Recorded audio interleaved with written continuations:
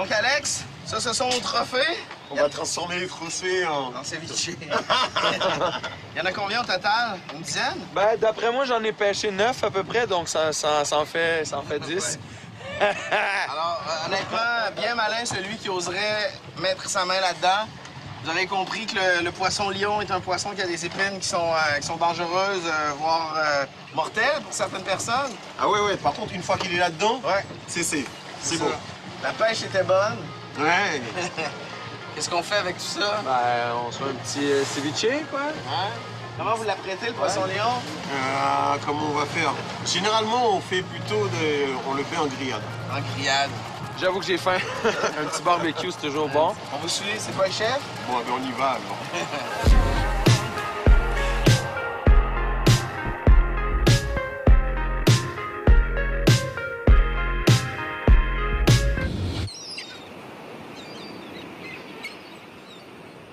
Banane, avant de couper, est-ce que tu veux me montrer quelle partie qu'il faut enlever parce que c'est vénéneux? Partie venimeuse. Venimeuse, Et ouais. les épines. C'est vraiment des épines. Vraiment la dernière petite là qui est méchante. Dans l'eau, on le voit, là, il les met Ouais, t'as vu vraiment comme il s'ouvre, tout autour. Là. Il attend que tu poses dessus. Alors la femelle, elle pond... Ça, c'est quoi, ça? C'est des œufs. C'est les œufs, ah ouais. Hein? Donc, ça se reproduit très rapidement. La femelle le pond 30 000 œufs tous les 4 jours. 30 000 œufs tous les 4 jours? Oui. Ici, il n'y en avait pas de... Non, Ça vient de où exactement? ça vient de Floride. Ça vient de Floride. Puis là-bas, Ça vient de Floride. c'est accepté dans l'écosystème, ce poisson. Mais maintenant, on peut plus faire autrement. Donc, ce poisson-lion s'en va sur le grill. Voilà. Ou à la poêle. Hein. Ouais. Moi, ce que je fais à la maison, c'est que je le fais mariner pendant 3-4 heures dans du lait et du lait de coco. Pour avoir un bon goût par derrière. Et après, revenu à la poêle. Ça me parle, le petit coco, là. Et les garçons, est-ce que vous voulez goûter à une petite boisson locale? Oui. Fait maison? Oui. Oui, alors, c'est du planteur? C'est D'accord. ta préparation, ta recette secrète? Alors, on a une dose de rhum, du jus. Là, c'est du jus passion, maracuja. Et puis des épices. Alors, on peut mettre différentes épices. On voit justement là, les fruits de la passion ici. Là. Cannelle, vanille. Il y a plusieurs façons de le faire. Alors ça, c'est un rituel qui est typiquement martiniquais? Et oui, on fait ça ici pour se recevoir entre amis, après la plongée. C'est convivial, Donc tout le monde connaît le planteur ici. tout le monde. Le rhum et la Martinique, c'est indissociable. Des distilleries, ici, il y en a beaucoup. Ne serait-ce que dans le sud, on peut en compter au moins 3, 4. Donc on peut dire sans se tromper que la Martinique, c'est un des endroits dans le monde où il y a le plus de distilleries par personne. J'ai entendu dire aussi que c'est dans les Caraïbes, c'est le seul endroit où on retrouve le rhum qui est AOC. C'est quoi exactement? Oui, c'est vrai, c'est une appellation d'origine contrôlée. OK. Donc c'est une qualité très pointue. Voilà. Et puis, il faut se ramener une bouteille à la maison quand C'est on comme part. si vous achetiez un vin grand cru, un petit peu. Ah, OK. Ouais. Le rhum AOC. Moi, je dis le rhum, c'est presque un sédiment en Martinique. Ça rapproche les gens. Santé. Santé. Santé, hein. Bonne chose. On va aller vérifier si ton feu est bien parti. Pour le poisson lion, voilà.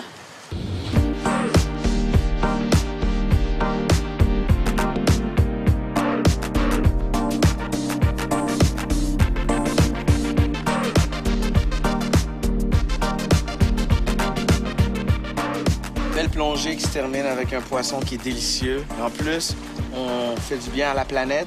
Et ce que j'adore de ces repas-là, c'est que on m'a chargé de faire la vaisselle.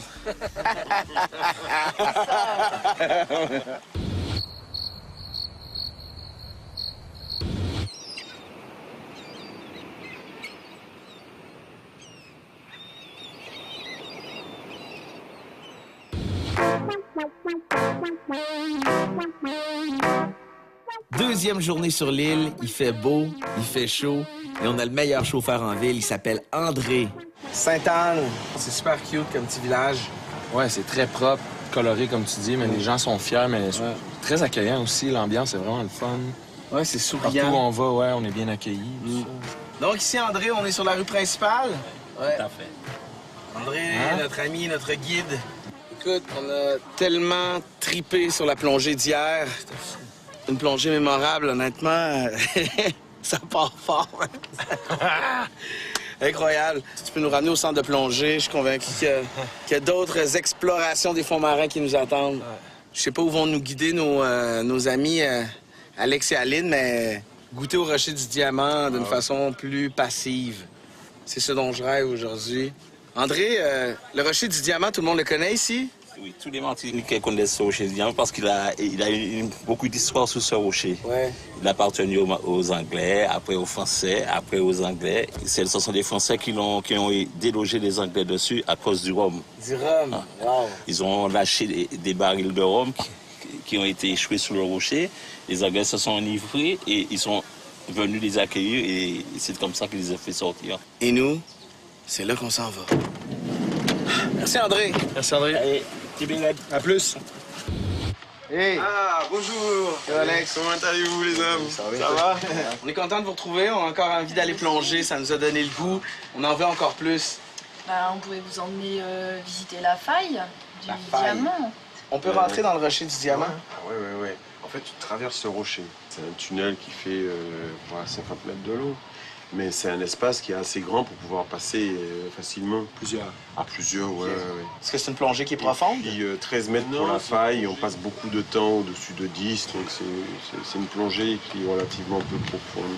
C'est vrai qu'aujourd'hui il y a un petit peu de vent, mais c'est agréable, ça rafraîchit un petit peu. Hein? C'est bon? On nous allait!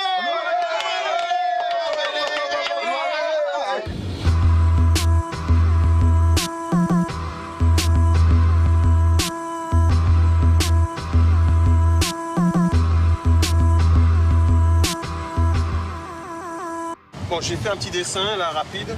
C'est le rocher du diamant. Ouais. On va dire que nous, on se situe à peu près ici. Et on va partir dans ce sens-là. Alors, c'est le coin qu'on voit là, le virage qui est juste là, derrière les bouées. On va prendre le virage pour aller de ce côté du rocher. Et on pourra aussi passer dans la faille, ce qu'on appelle la faille, qui est un tunnel qui traverse le rocher d'un côté à un autre. Donc on va se retrouver ici. Est-ce que c'est étroit, le tunnel? Non. En fait, si tu te mets selon l'angle dans lequel tu vas te mettre, tu vas voir l'ouverture ou pas. Ok. Donc il y a des gens qui viennent plonger et puis qui n'ont jamais trouvé la faille. Mais si tu te mets dans le bon angle, ben, tu vois tout de suite la sortie. On se suit à la file indienne. Oui, on reste ensemble. De toute façon, on a des choses à se montrer, on va causer un petit peu pendant la plongée. Si on a un courant qui nous pousse dans le dos, là c'est cool. On arrête de palmer et on surfe. On peut profiter du courant qui nous emmène et puis on se dirige uniquement pour rester ensemble. J'ai trouvé quelque chose d'étrange. Un masque avec des herbes. C'est à banane? C'est à banane. Il a un secret? Il a un secret. Tu crois qu'il va vouloir nous partager son Il secret? faut lui demander. Banane? Oui. Qu'est-ce qui se passe avec ton masque? Ah, les herbes, ben, c'est pour la buée. Très efficace. Ça s'appelle le parocap. C'est une liane sauvage qui est un peu de glycérine, tu vois. Quand tu l'écrases, ça fait de la glycérine, ce qui fait qu'après, tu n'as aucune buée. Visibilité 100% parfaite. Je peux essayer tes herbes sur mon masque un peu? Tout à fait, passe sur la vite. Tu partages un peu, mec. Tu rinceras bien quand même. Hein. Quand t'as mis Voilà, du après, tu savon. passes de l'eau dedans. C'est clair.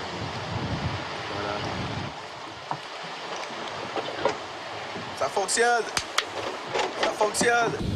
C'est les fruits de la passion. Les fruits de la passion. Yes. Ah, comme c'est beau, regarde-moi ça. Allez, ça c'est pas mal ça. Allez, Chin. Le fruit de la passion, on l'appelle comment ici? On l'appelle maracuja. Maracuja. Maracuja. Maracuja.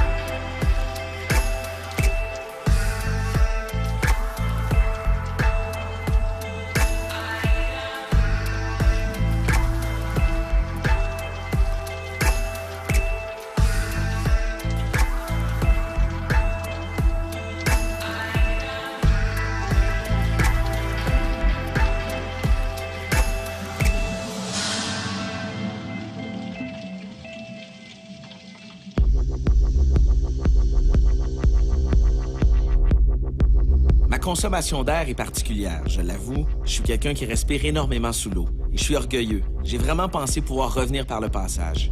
Mais il me restait pas assez d'air. Le courant était plus fort que prévu.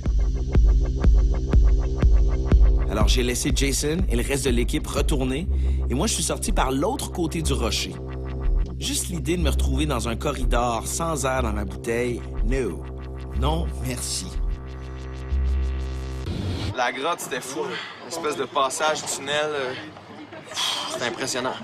Au niveau de la faune, de la flore sous-marine aussi, il y avait, les couleurs étaient vraiment vives, surtout quand la lumière, le soleil arrivait. Ça, c'était le fun, ça faisait ressortir les couleurs. Il était temps qu'on remonte, par exemple. On va essayer de sortir de l'eau parce que y a de la vague, puis avant que le bateau se fasse se fracasser contre le rocher diamant, ben, on va décarpir le plus rapidement possible. Les sorties de l'eau qui est assez musclée. Alors, ça t'a plu? Ouais, c'est génial. C'était génial. Vraiment. Donc qu'à la fin, on a eu des...